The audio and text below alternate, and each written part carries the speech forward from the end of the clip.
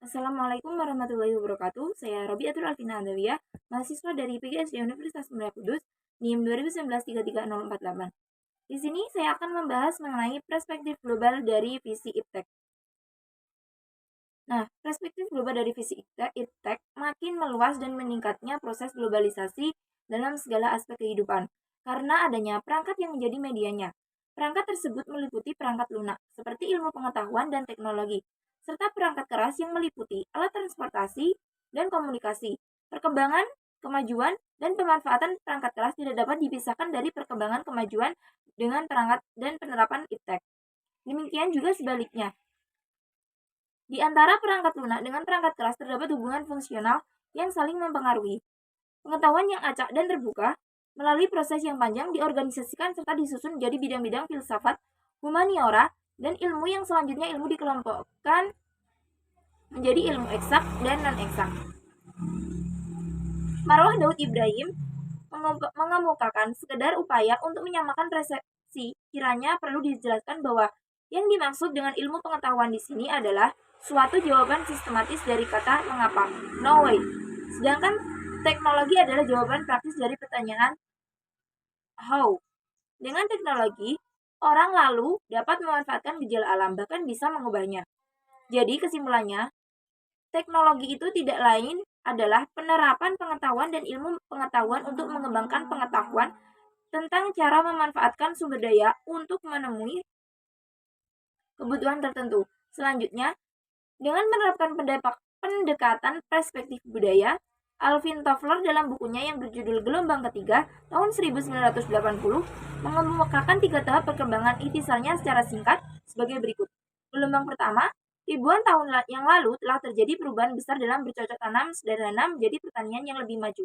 IPTEK pertanian yang lebih maju dari periode sebelumnya telah diterapkan dan dimanfaatkan. Saat itu terjadinya revolusi hijau.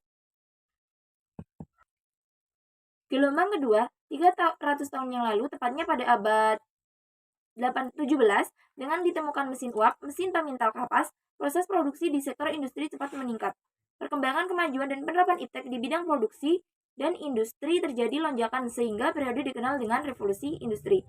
Gelombang ketiga, pada abad ke-20, kemajuan IPTEK elektronik maju dengan cepat. Radio, TV, dan telepon maju dengan cepat termasuk penerapannya. Melalui media elektronik ini, berita dan peristiwa cepat tersiar ke seluruh dunia.